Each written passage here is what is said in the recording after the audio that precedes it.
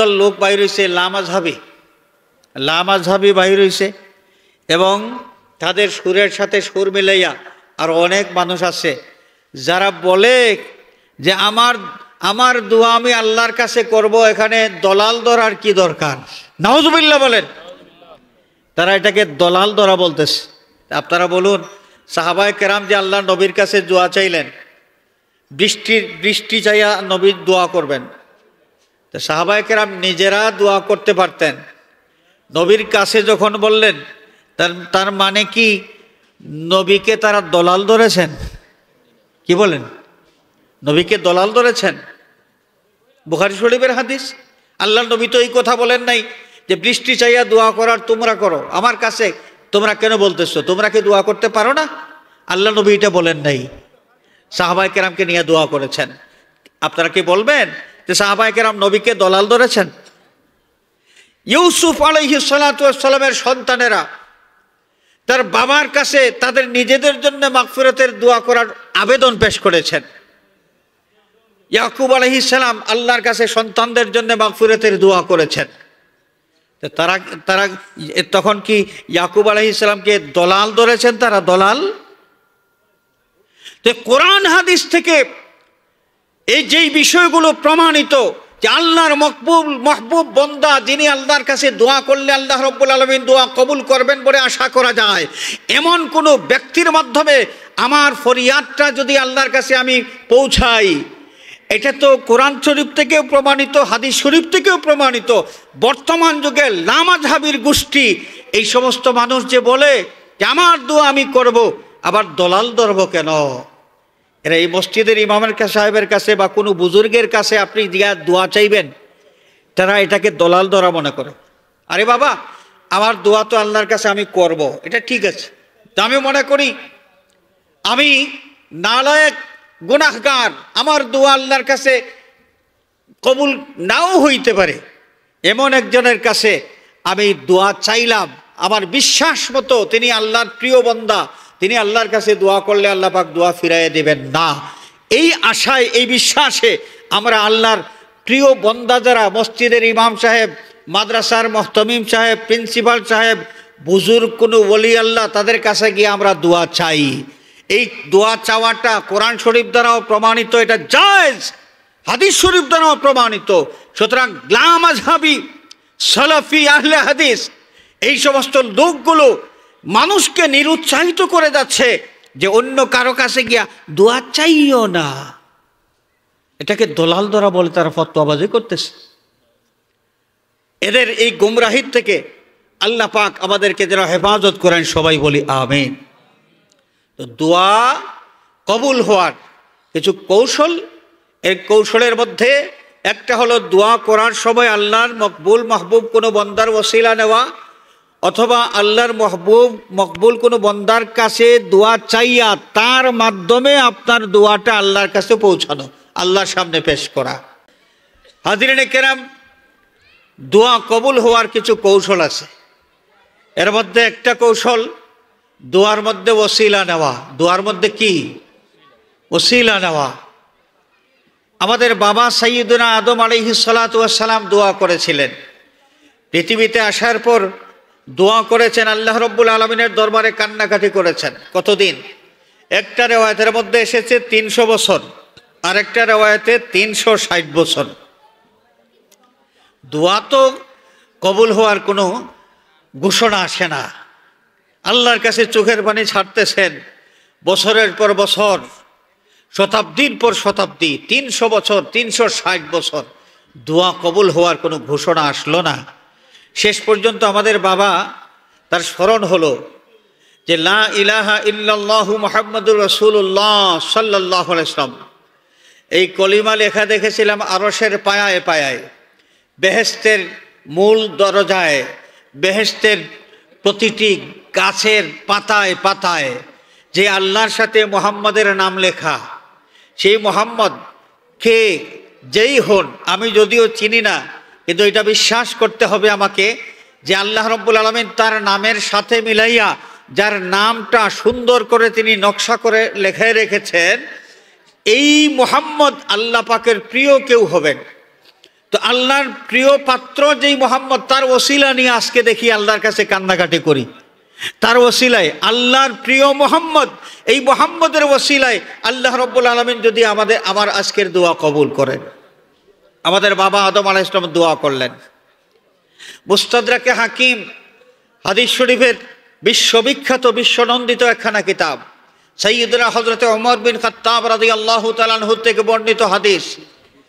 রাসূলুল্লাহ সাল্লাল্লাহু আলাইহি ওয়াসাল্লাম ইরশাদ করেছেন, লাম্মা ইকতারাফা আদামু আল খাতিআ ক্বালা ইয়া রাব্বি ইন্নী আসআলুকা বিমুহাম্মাদিন সাল্লাল্লাহু আলাইহি ওয়াসাল্লাম লিমা গফারতা লি।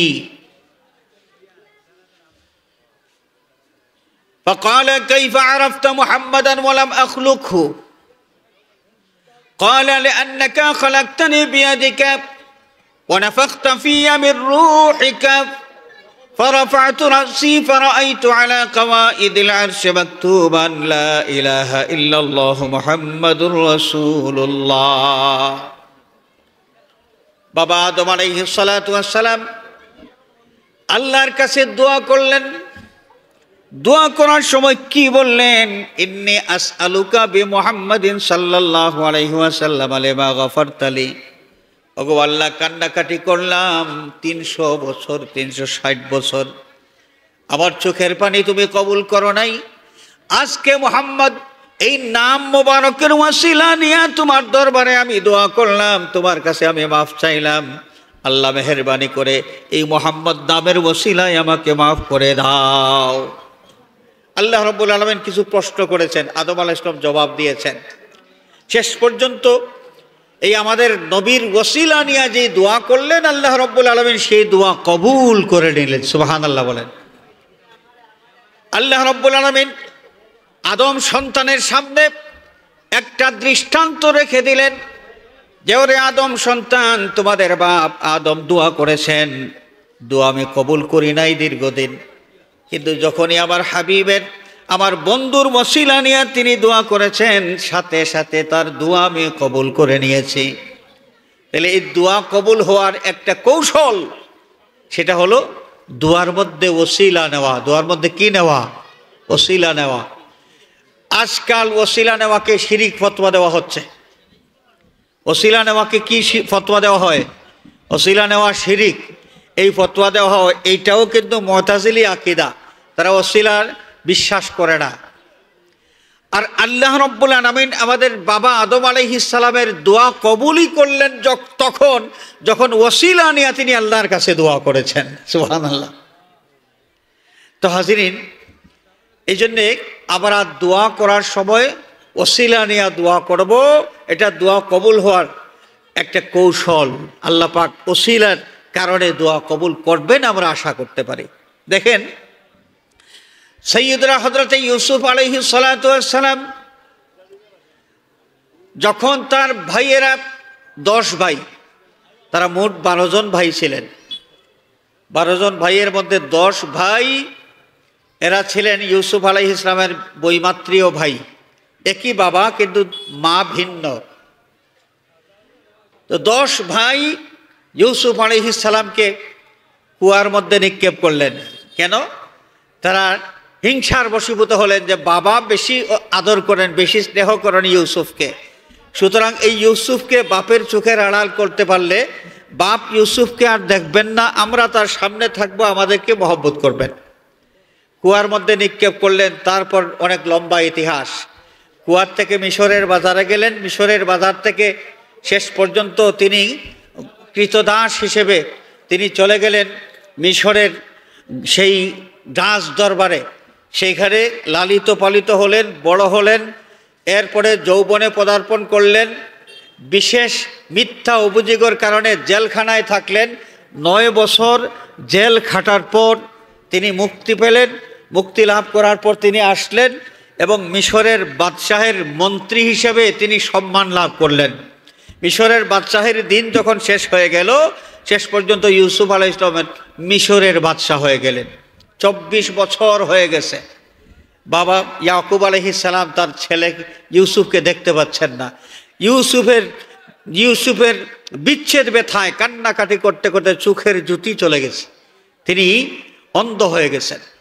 অনেক লম্বা ইতিহাস, সেই ইতিহাসের সমাপ্তি যেভাবে ঘটল, ঘটনার সমাপ্তি যেভাবে ঘটল, বাবা ইয়াকুব আলাইহিস সালাম তার সন্তানদেরকে তিনি বলেন যে তোমরা মিশরে যাও, যাইয়া তালাশ করে দেখবে আমার ছেলে ইউসুফকে পাওয়া যায় কি না। এতদিন হয়ে গেছে, এখনো পর্যন্ত ইউসুফের কথা বলে থাকতে পারেন নাই। সেই বাবা যখন এই নির্দেশ দিলেন, ভাই যারা তারা মিশর গিয়েছে, ইউসুফ আলাইহিস সালামের সামনে গিয়েছেন, ইনি যে ইউসুফ তাদের ভাই তারা পরিচয় করতে পারেন নাই। শেষ পর্যন্ত একবার, দুইবার, তৃতীয়বার যখন তারা এসেছেন মিশরের বাদশার কাছে খাদ্যদ্রব্য নেওয়ার জন্য, তখনই পরিচয় হয়। ইউসুফ আলাইহিস সালাম পরিচয় দেন, বিনিয়ামিন এটা হচ্ছে আমার ছোট ভাই এবং আপনারা হচ্ছেন আমার বড় ভাই। সুবহানাল্লাহ। হাজরিন, এই সংবাদ তিনি লাভ করেছেন ইউসুফ আলাইহিস সালাম। ভাইদের কাছ থেকে এই সংবাদ পাইলেন, ভাইরে ইউসুফ, তোমার বিচ্ছেদ ব্যথায় আব্বাজান কান্নাকাটি করতে করতে চোখের জ্যোতি হারিয়ে ফেলেছেন। ইউসুফ আলাইহিস সালাতু ওয়াস সালাম তখন তিনি কি করলেন, তার জামা দিলেন এক ভাইয়ের কাছে, দিয়ে বললেন, নাও এটা নাও, এইটা নিয়া বাবার তোমরা চোখের উপর, চেহারার উপর ধরবে, বাবার দৃষ্টিশক্তি তিনি ফিরে পাবেন। আচ্ছা আপনারা বলুন, কোনো মানুষ যদি অন্ধ থাকে, অন্ধ ব্যক্তিকে দৃষ্টি কে দেন? আরো জোরে বলেন, আল্লাহ। অন্ধ ব্যক্তিকে দৃষ্টি দেন আল্লাহ। ইয়াকুব আলাইহিস সালামের চোখের মধ্যে দৃষ্টিশক্তি নাই, তিনি অন্ধ, সেই দৃষ্টিশক্তি ফিরাইয়ে দিবেন আল্লাহ। অথচ নবী ইউসুফ আলাইহিস সালাম তিনি বলছেন যে আমার জামা তোমরা নিয়ে আমার বাবার চেহারার উপর ধরবে, তিনি দৃষ্টিশক্তি ফিরে পাবেন। তো জামা যেহেতু দৃষ্টিশক্তি ফিরাই দেয় না, ফিরাই দেন কে? আল্লাহ। ইউসুফ আলাইহিস সালামের জামা এটা ছিল ওসিলা। কি ছিল? ওসিলা।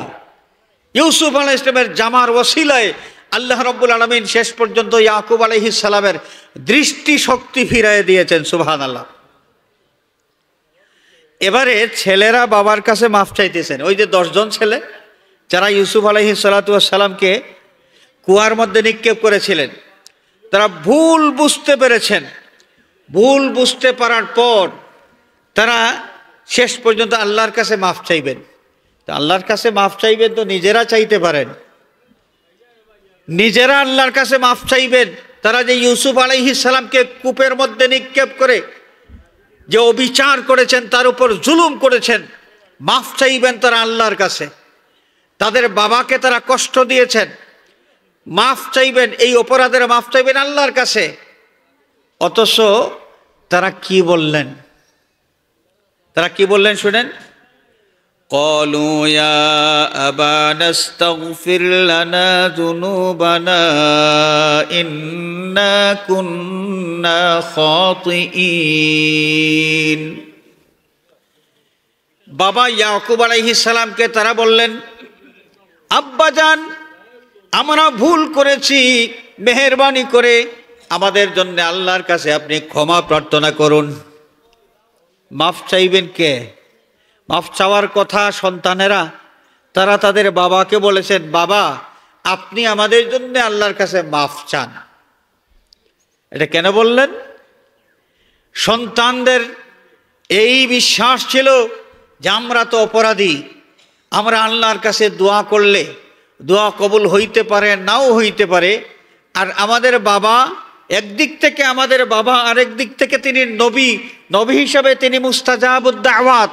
সুতরাং নবীর মাধ্যমে আমাদের ফরিয়াদটা যদি আল্লাহর কাছে যায়, তাহলে আল্লাহ রাব্বুল আলামিন আমাদেরকে মাফ করে দেবেন। সুবহানাল্লাহ।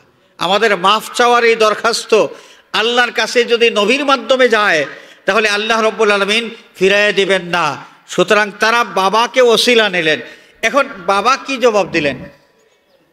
বাবার কাছে যখন বললেন আমাদের জন্য আল্লাহর কাছে মাফ চান, বাবা কি বলেছেন এইটা যে তোমরা অপরাধ করেছো, তোমরা মাফ চাও, আমি মাফ চাইলে কোনো কাজ হবে না, না, এইটা তিনি বলেন নাই। তিনি কি জবাব দিয়েছেন? قال سوف أستغفر لكم ربي إنه هو الغفور الرحيم। ইয়াকুব আলাইহিস সালাম জবাব দিলেন, অবশ্যই অচিরেই তোমাদের জন্য আমি আল্লাহর কাছে মাগফিরাতের দোয়া করব, আল্লাহ রাব্বুল আলামিন যেন তোমাদেরকে মাফ করে দেন। ইয়াকুব আলাইহিস সালাম শেষ পর্যন্ত তার সন্তানদের জন্য আল্লাহর কাছে দোয়া করেছেন। তাহলে কি বোঝা গেল? দোয়ার মধ্যে ওসিলা নেওয়া, ওসিলা নেওয়া। আপনি আল্লাহর কাছে দোয়া করবেন, আপনার ছেলে বিদেশ যাওয়ার জন্য দৌড়াদৌড়ি করতেছে, আশাটা যেন পূরণ হয়, তো আশা পূরণ করে দিবেন আল্লাহ। দোয়া করবেন আল্লাহর কাছে, আপনিই তো করতে পারেন। আপনি দাওয়াত করলেন মসজিদের ইমাম সাহেবকে দাওয়াত করলেন, তিনি গেলেন, যাওয়ার পর কিছু নাস্তা পানি খাওয়াইলেন আর বললেন যে একটু দোয়া করেন আমার ছেলেটার বিদেশ যাওয়া যেন হয়, বিদেশ যাওয়াটা যেন হয়। ইমাম সাহেব দোয়া করলেন, আপনিও তার সাথে হাত উঠাইয়া দোয়া করলেন। এই কাজগুলো আমরা যে করি, আমরা তো করি বিভিন্ন সময় এইভাবে। ইমাম সাহেব বা কোনো বুজুর্গ ব্যক্তি যাকে আমরা দাওয়াত করি অথবা তার কাছে আমরা যাই, গিয়া দোয়া চাই। দোয়া চাই বর্তমান যুগে এই যে একদল লোক বাইর হয়েছে, লামাজহাবি বাইর হয়েছে, এবং তাদের সুরের সাথে সুর মিলাইয়া আর অনেক মানুষ আছে যারা বলে যে আমার দোয়া আমি আল্লাহর কাছে করব, এখানে দলাল ধরার কি দরকার? নাউজুবিল্লাহ বলেন। তারা এটাকে দলাল ধরা বলতেছে। আপনারা বলুন, সাহাবায়ে কেরাম যে আল্লাহ নবীর কাছে দোয়া চাইলেন, বৃষ্টি চাইয়া নবীর দোয়া করবেন, তো সাহাবায়ে কেরাম নিজেরা দোয়া করতে পারতেন। নবীর কাছে যখন বললেন, তার মানে কি নবীকে তারা দলাল ধরেছেন? কি বলেন? নবীকে দলাল ধরেছেন। বুখারী শরীফের হাদিস। আল্লাহ নবী তো এই কথা বলেন নাই যে বৃষ্টি চাইয়া দোয়া করার তোমরা করো, আমার কাছে তোমরা কেন বলতেছো? তোমরা কি দোয়া করতে পারো না? আল্লাহ নবী এটা বলেন নাই। সাহাবায়ে কেরামকে নিয়ে দোয়া করেছেন। আপনারা কি বলবেন যে সাহাবায়ে কেরাম নবীকে দলাল ধরেছেন? ইউসুফ আলাইহিস সালাতু ওয়াস সালামের সন্তানেরা তার বাবার কাছে তাদের নিজেদের জন্য মাগফিরাতের দোয়া করার আবেদন পেশ করেছেন। ইয়াকুব আলাইহিস সালাম আল্লাহর কাছে সন্তানদের জন্য মাগফিরাতের দোয়া করেছেন। তারা তখন কি ইয়াকুব আলাইহিস সালামকে দলাল ধরেছেন? তারা দলাল। তো কোরআন হাদিস থেকে এই যেই বিষয়গুলো প্রমাণিত যে আল্লাহর মহবুব বান্দা যিনি আল্লাহর কাছে দোয়া করলে আল্লাহ রাব্বুল আলামিন দোয়া কবুল করবেন বলে আশা করা যায়, এমন কোনো ব্যক্তির মাধ্যমে আমার ফরিয়াদটা যদি আল্লাহর কাছে আমি পৌঁছাই, এটা তো কোরআন শরীফ থেকেও প্রমাণিত, হাদিস শরীফ থেকেও প্রমাণিত। বর্তমান যুগে লামাযহাবির গোষ্ঠী এই সমস্ত মানুষ যে বলে যে আমার দোয়া আমি করব, আবার দলাল ধরব কেন? এরা এই মসজিদের ইমামের সাহেবের কাছে বা কোনো বুজুর্গের কাছে আপনি গিয়া দোয়া চাইবেন, তারা এটাকে দলাল ধরা মনে করে। আরে বাবা, আমার দোয়া তো আল্লাহর কাছে আমি করব, এটা ঠিক আছে। তা আমি মনে করি আমি নালায়েক গুনাহগার, আমার দোয়া আল্লাহর কাছে কবুল নাও হইতে পারে, এমন একজনের কাছে আমি দোয়া চাইলাম, আমার বিশ্বাস মতো তিনি আল্লাহর প্রিয় বান্দা, তিনি আল্লাহর কাছে দোয়া করলে আল্লাহ পাক দোয়া ফিরাইয়ে দেবেন না। এই আশায়, এই বিশ্বাসে আমরা আল্লাহর প্রিয় বান্দা যারা মসজিদের ইমাম সাহেব, মাদ্রাসার মুহতামিম সাহেব, প্রিন্সিপাল সাহেব, বুজুর্গ কোনো ওলি আল্লাহ, তাদের কাছে গিয়ে আমরা দোয়া চাই। এই দোয়া চাওয়াটা কোরআন শরীফ দ্বারাও প্রমাণিত, এটা জায়েজ, হাদিস শরীফ দ্বারাও প্রমাণিত। সুতরাং লামাযহাবি, সালাফি, আহলে হাদিস এই সমস্ত লোকগুলো মানুষকে নিরুৎসাহিত করে যাচ্ছে যে অন্য কারো কাছে গিয়া দোয়া চাইও না। এটাকে দলাল ধরা বলে তারা ফতোয়াবাজি করতেছে। এদের এই গুমরাহির থেকে আল্লাহ পাক আমাদেরকে যেন হেফাজত করেন, সবাই বলি আমিন। তো দোয়া কবুল হওয়ার কিছু কৌশল, এই কৌশলের মধ্যে একটা হলো দোয়া করার সময় আল্লাহর মকবুল মাহবুব কোনো বান্দার ওসিলা নেওয়া, অথবা আল্লাহর মকবুল কোনো বন্দার কাছে দোয়া চাইয়া তার মাধ্যমে আপনার দোয়াটা আল্লাহর কাছে পৌঁছানো, আল্লাহর সামনে পেশ করা, এগুলো হচ্ছে দোয়া কবুল হওয়ার কৌশল। তো হাজিরিন, আমার মনে হয় আমাদের নামাজের টাইম সব ঘনিয়ে এসেছে, আমি আর দেরি করব না, আমি এখানেই শেষ করতে চাই। তো দোয়া সম্পর্কে অনেক বিভ্রান্তি ছড়ানো হচ্ছে বর্তমান যুগে। এই যে এক সময় আমরা শুনতাম যে জানাজার নামাজের পরে দাফনের আগে দোয়া করা যাবে কি যাবে না, এইটা নিয়ে আমারই ধাক্কাধাক্কি। এরপরে আবার শুরু হয়েছে এখন যে ফরজ নামাজের পরে আর দোয়া করা নাই, এই আরেক ঝামেলা, নতুন ফিতনা আবার শুরু হয়েছে। উসিলা নিয়ে দোয়া করা, এই নিয়েও ফিতনা করা হচ্ছে।